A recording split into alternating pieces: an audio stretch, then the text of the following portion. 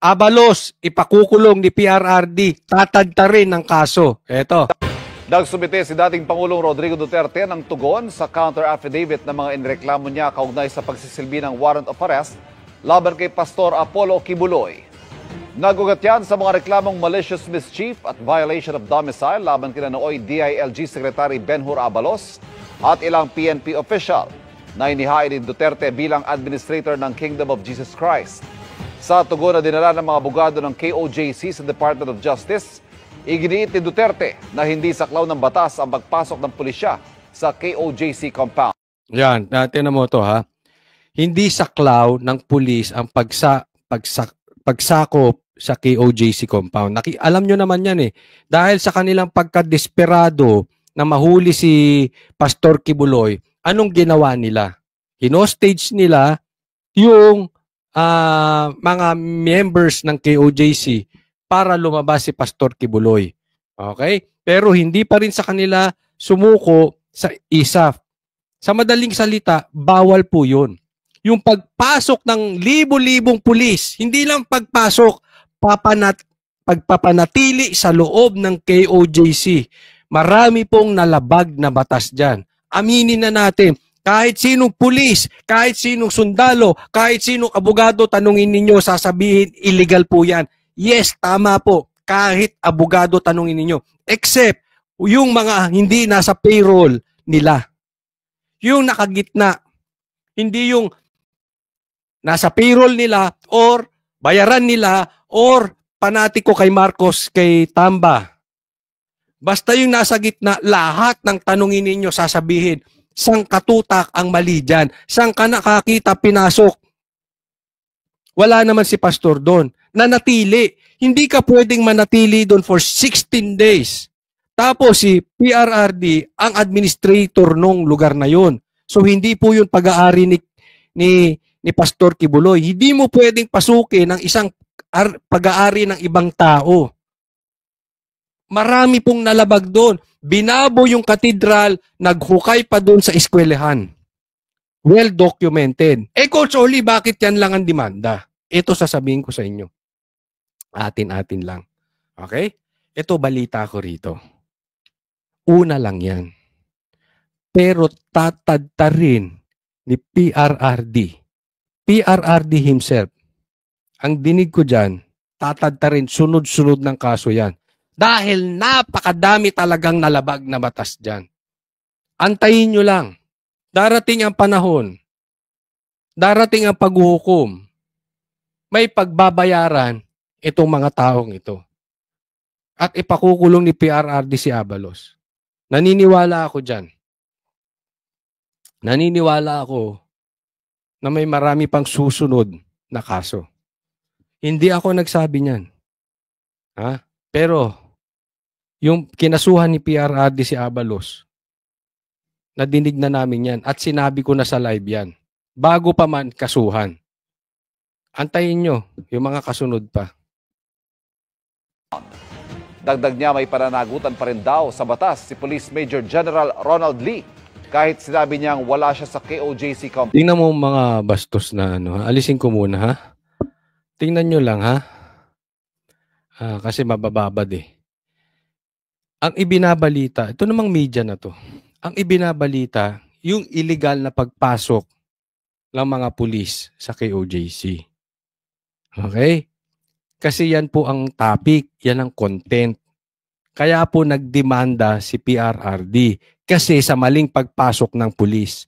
Tingnan nyo ang ano pinapakita nila ng video na yung KOJC binabasa yung mga pulis. 2 beses po kasi sila nag-attempt. Yung una, hindi sila nakapasok. Yung pangalawa, nakapasok na sila. Hindi po konektado. Ito nang babasa ng tubig, ito po yung una. Nandoon po kami even before sumugod yung mga pulis. Kaya alam namin yung sequence na yan. Ganyan po, ang media minsan magmanipula ng balita. Hindi nila sasabihin sa'yo. Pero mali yung ipinapakitang B-roll. Malayo po. Magkalayo po yung date na yan. May buwan ng pagitan yan. Tingnan nyo, ibabalik ko ha. Ang fino-focus nila. yung pangbabasa ng KOJC, kawawa ang mga pulis. Kawawa ang mga pulis na pumasok doon. Ganon. Ganon ang optics na gustong palabasin ng media. Kahit sinabi niyang wala Tingnan siya nyo. sa KOJC at hindi siya ang nagpatupad ng pagsisilbi ng arrest warrant kay Kibuloy. Bilang director ng Directorate for Operations, naging malaki pa rin daw ang ginampanan ni Lee sa operasyon. Kawawa yung mga pulis na sumugod. Dati nang nanindigan si Abalos na tama ang ginawa ng mga pulis at sinabing haharapin ang mga kasong isinampa ni Duterte. Ayan, harapin mo. Marami yan. Una pa lang yan. At ang balita ko, uunahin yung mga pinakamagaang. Hanggang palalim ng palalim. Tapos, yung pinakamabigat, ang timing noon, doon sa toot. Hindi ko nasasabihin. Kung kailan darating yung pinakamabigat na demanda. Antayin lang po natin. Okay? O, next tayo kay Aimee the Budol sister. O, ito, pag-usapan natin itong sinabi ni Senator Aimee at nakita ko ito sa post ng Presidential Tracker.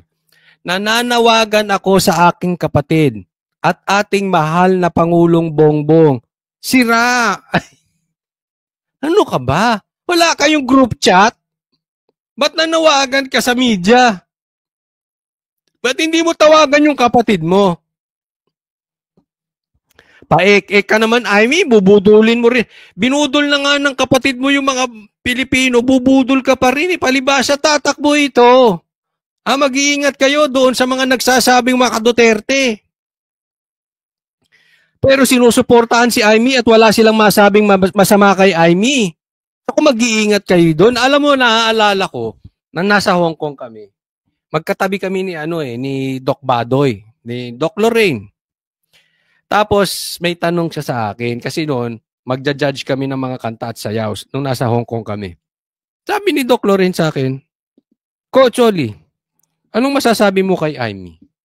Sinagot ko siya, budol. Diretsa, budol. 'Di ba? Bakit mo nasabing budol? Wag nga tayong maglokohan, kapatid pa rin niya si BBM. Ha? Kahit anong sabihin ni Aimee, ako hindi maniniwala. Dahil natural, kapatid mo yan eh. Oh. Tapos, maniniwala lang ako na si Aimee ay concerned talaga sa Pilipinas at sa taong bayan. Tingnan nyo po ang lakas ng panawagan ng drug test kay Marcos. Sobrang lakas. Even PRRD tinawag na bangag si Marcos maraming beses. So, ibig sabihin yan, hindi yan panawagan lang ng Pilipino. Panawagan niya ng dating presidente. Aimee, ang dami mo nang sinabi. Until hindi mo panawagan na ang kapatid mo ay magpa-drug test, budol ka. Yan ang sinabi ko kay Doc Lorraine. Kasi isipin mo, pagpalagay natin, hindi ko pinagbibintangan si Marcos, palagay natin hindi adik si Marcos. Pagpalagay natin hindi siya adik. Bilang kapatid, kung concerned ka sa Pilipino at magka-unite tayo, dapat sinabihan mo yung kapatid mo. Marcos, Bongbong, ading. Kung ano man tawag mo sa kanya, pwede ba magpa-drug test ka na? Total, hindi ka naman adik eh. Magpa-drug test ka na. Kung ayaw magpa-drug test, doon mo isabihin sa taong bayan. Ako'y nananawagan ng drug test sa aking kapatid.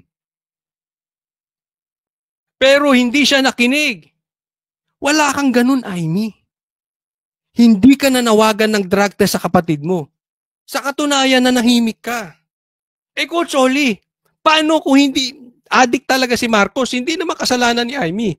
Dapat, sabihan mo yung kapatid mo, umamin ka sa kung hindi ako ang magsasabi sa taong bayan, adik ka.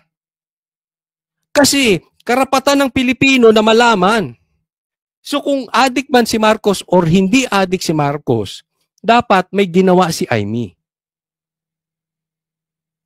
Naintindihan? Hindi kung ano-anong panawagan mo sa kapatid mo na napaka-useless. Yun ang gusto naming marinig.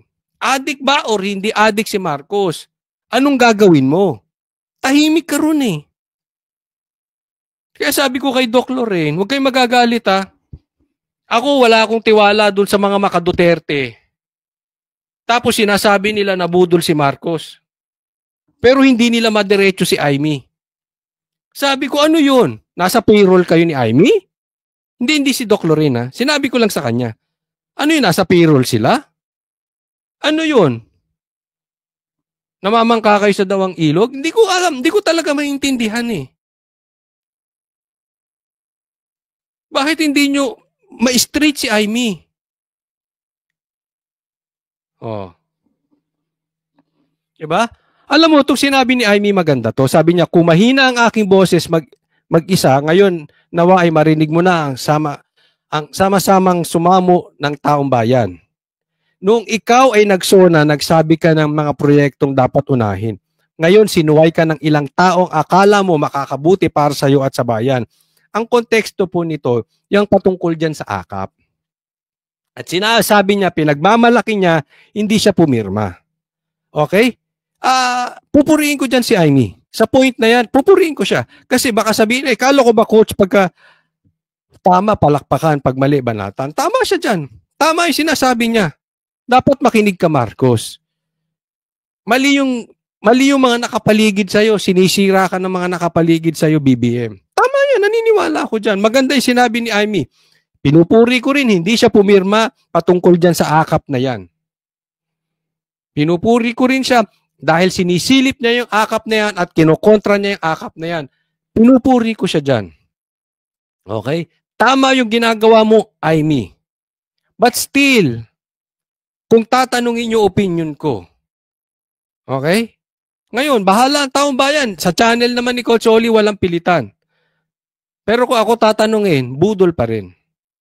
Ha? Yes, maganda yung sinabi mo. Yes, tama yung sinabi mo. Maraming salamat at sinisilip mo ang ayuda. Ang AKAP na yan. Mali talaga yung AKAP na yan. But still, ang dating po kasi niyan, dahil tatakbo ka lang. Wala kang significant na panawagan sa kapatid mo. Bakit? Kaya nga sabi ko sa inyo, intro ko pala. Ba't di mo tawagan si Marcos? Bakit dito mo sasabihin sa media? Wala ba kayong group chat? Hindi mo ba siya kayang tawagan? Diba? Tapos hindi ka rin naman sinusunod. Diba? So para ang nangyayari niya, nakataya kayo sa dalawa. Nakataya kayo sa dalawang manok. O diba? Merong sa puti, sa pula. O, doon ka nakataya, halimbawa, sa puti. Si Marcos sa pula. Kung ano mang mangyari, may nakaupo sa inyong dalawa. Ganun ang datingan yan eh. Bakit? Wala namang nangyayari sa mga panawagan mo. Sa totoo lang, ang dami na nitong pinanawagan eh. Yes, natutuwa ako ron. Yes, tama yun. May nangyari ba?